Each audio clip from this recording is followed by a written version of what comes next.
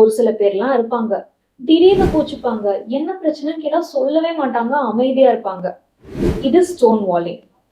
ஒரு ஆர்குமெண்ட்லயோ இல்ல ஒரு பர்சனோட பிஹேவியர்னாலயோ கிரிட்டிசைஸ்டா, ஓவர்வெல்ம்டா இல்ல அட்டாக்டா ஃபீல் பண்ணும்போது இந்த பர்சன் எமோஷனலி வித்ட்ரா ஆகி பேசுறதுக்கு ரெடியாவே இருக்க மாட்டாங்க.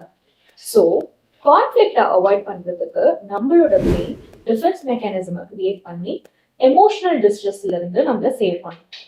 இந்த மாதிரி பர்சன் யூஸ்வலா சைலண்ட் ட்ரீட்மெண்ட் கொடுக்கறது, தன்னையே டிஸ்டன்ட் ஆக்கிக்கிறது, இல்லைன்னா அவாய்ட் பண்றது, சம்பந்தப்பட்ட பர்சன் கிட்ட ரொம்ப ரொம்ப ரொம்ப கம்மியா பேசுறது, இதெல்லாம் பண்ணுவாங்க. ஷார்ட் டேர்ம்ல கன்ஃபரன்டேஷனை அவாய்ட் பண்றதுக்கு இதெல்லாம் ஹெல்ப்ஃபுல்லா தான் இருக்கும். ஆனா கடைசி வரைக்கும் பிரச்சனை சால்வ் ஆகாது.